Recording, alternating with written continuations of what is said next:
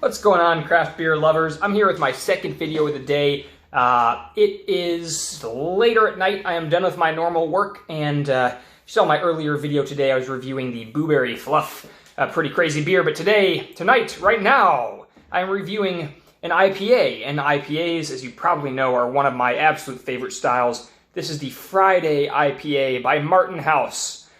Martin House is a very respected Texas brewing company, Texas brewery, craft brewing, that is in the Dallas area, if I understand right. And they do all sorts of interesting stuff. They have some year-round classics. They have some seasonal stuff. They have some one-offs. I've seen on their Instagram, go find them on Instagram. They come up with some crazy beers for seasonal or limited release. But, I've had some really good beers from them. I've liked some of their sours, some of their tart stuff.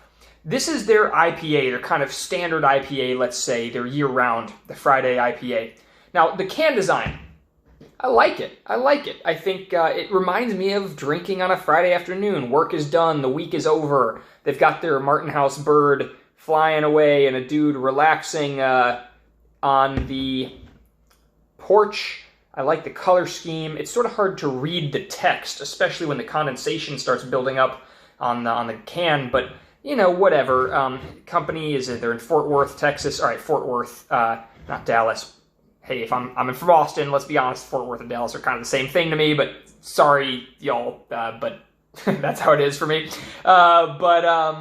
So 6% ABV. I've had this several times, and I just wanted to share with you guys what I think of it as an IPA lover.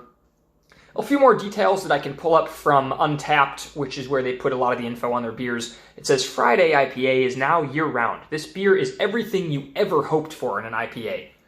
Bold claim, Martin House, bold claim. I have some pretty big hopes for my IPAs.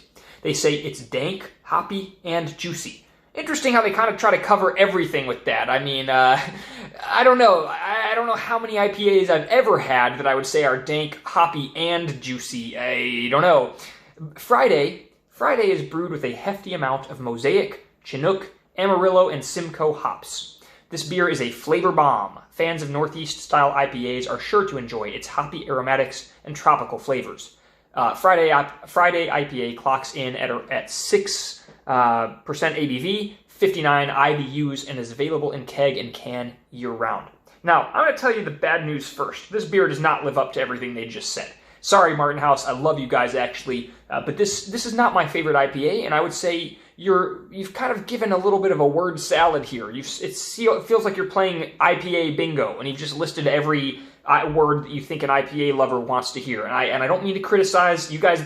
I don't know how to brew a beer, so I know you're way better at it than me, and I've enjoyed your beers. But I'm going to tell you, this beer is not as good as you've just described it. I'm sorry. Some of your other beers are. But another bit of bad news, and this is my own fault. This beer was canned at the beginning of August of this year, and it's now the beginning of December, so we're almost on 120 days. I hate drinking IPAs once they're really past, 90 days. Maybe I'm a snob, I don't know, but I want to get the intended flavors, the hop flavors, the fresh flavors. So maybe this is an unfair test. Actually, the first Martin House IPA, their first time I ever tried their Friday IPA, I loved it. Then I got a 6-pack, which this is the last can of that 6-pack, and I was sort of let down. Maybe what happened, I'll give you guys the benefit of the doubt, trust me. Even if you weren't a Texas brewery, and I would already extend that benefit just because I'm from Texas too, I also just think you are a good brewery. So maybe I waited too long to drink this beer. If I get it on draft, oh god, I would probably love it. If I got it a little fresher in the can, I think I'd like it more. But let's crack it open before I say too much more. Maybe my opinion has changed. Maybe something's different tonight. As always, what I'm going to do is crack it open. I'm going to pour it on camera, and then I'm going to take a quick picture, pause the video, take a picture of my Instagram, at Craft Christian Reviews. Go find me on Instagram. Go follow me over there. I like putting pictures of all these beers, try to make them kind of interesting or creative in some way. But for now, let's crack it open. Let's pour it, and I'm going to pause, get that picture, come back, and see how it smells and tastes, okay? Cracks open real nice. Still get some head right in the can. That's always nice. Let's pour it, see how it looks. I like to pour so we get a little bit of a head going. So that's the idea. I'll be right back. Okay, so back before the head has had a chance to settle. It's got a nice, pretty head. It's a nice color. It's It's not the prettiest IPA I've ever seen, but it's what you expect. I've mentioned many times I'm kind of colorblind, so I don't know what to call it, but it's appealing. It looks nice, and I feel like it kind of goes with the theme of the can, you know? I like that. I always like when the marketing, the experience, the packaging sort of tell you what you're getting and kind of help form the expectations, and visually they round out the smells and the tastes of the style you're drinking. It smells like your standard IPA. It's got that beer smell. It kind of smells like, this is going to sound wrong. It kind of smells like, you know, when you're at a college party, which is, I'm way out of college now, but when you're at a college party, you get that smell of beer all around you. But it's like a nice version of that. It's a little fruitier, a little richer. And, you know, I smell some peach, what I want to say. I don't know if that's right, but it smells a little fruity, a little like beer. It smells kind of bready. So I smell that yeast or that bread smell that I tend to like, but on the other hand, that's not the forefront that I want in my IPAs. I want the hoppy. Like, I like pine, I like grapefruit, I like lemon tastes. I like the dank, like the marijuana tasting taste. Well, that was eloquent. But, you know, like I said, they were claiming this is dank, hoppy, and juicy. Well, it's not all that dank. It's a little bit juicy, and it doesn't smell all that hoppy. I'm only talking about the smell right now. I'll also say I like Mosaic hops quite a bit. Chinook, Amarillo, Simcoe, I feel like, look, I'm no expert. I don't brew myself, but I kind of, you know, you make a mental note in your head, and I like when I see Citra, I like Mosaic. I don't know if the Amarillo and the Simcoe tend to do it for me quite so much. I'm not sure how to explain that in words. It's just sort of a personal gut feeling I'm developing, but let's go to taste.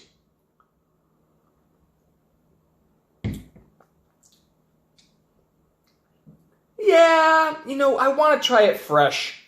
It's not bad. I don't want to turn you off from getting it. In fact, I really want you to get it and leave me a comment what you think. If you get a fresher one, you're going to like it more than... But the taste doesn't... I feel like you're waiting for it to hit you, and then it never does, and then the sip is over. It's kind of more carbonated than a lot of IPAs. I do like some, you know, the fresh feeling of carbonation, but I feel like this feels a little over-carbonated to me. It makes it kind of fizz all over your tongue. I'm not really liking that as much. It's got a nice bitterness, gentle bitterness, and it does have that sort of bread yeast taste in the back half, which I always like, but it's not like it's a bad beer, it's unbalanced, it's just nothing special. I've had too many special IPAs that are so fresh and so hoppy and so characteristic or so perfectly balanced, you know, refreshing. I've had every kind of IPA you could want, the hazies, the imperials, you know, everything, and this, maybe that's why Friday IPA is a good name for it. It's kind of a basic Friday afternoon beer, nothing to write home about. I don't mean to sound critical. I hate criticizing these breweries because I know you guys work super hard. You make such great stuff, but this one doesn't really do it for me. I drank the 6-pack without complaining, trust me, but I'm not going to be getting another 6er of these unless I can find it, like, fresh canned. Then I would try it, absolutely, see if I change my mind. And I feel like the verdict of other people, which I usually don't bring up in these videos at all, but I do look at the other people's reviews before I buy beers and while I'm tasting them. And it does seem like this is a similar verdict from other people. It's kind of a run-of-the-mill, unexciting IPA. It sits in the mid-high 80, 80 scores on Beer Advocate for what that's worth. And I think there's a reason for that. It's not a bad beer. It's not bad at all. It's better than a lot of beers you're going to randomly pick up at the convenience store, but it just doesn't stand out in a crowded sea of incredible IPAs. That is the word on this one from me, the Friday IPA by Martin House. And if you like this kind of content, you like stuff about IPAs, craft beers, stouts, porters, sours, Berliner Weisses, weird beers, farmhouse ales, go ahead and leave me a subscribe, leave me a comment, leave me a like. All that stuff helps me so much, means so much to me. Mostly the comments are probably my favorite. Comments and subscribes, those make me feel real good. And I really love when people, if you had anything else by Martin House, you want to back me up on this one, that Martin House makes some great beers, leave me a note on what of your favorite Martin Houses you've had. I had one of their orange creamsicles that was real good. If you've had any other IPAs that you want me to try that I haven't mentioned yet, or any other Texas craft breweries that you want me to check out, leave me a note in the comments. Go find me on Instagram at Craft Christian Reviews, and I will see you in the next review. Stay safe and enjoy whatever you're drinking. Have a good night.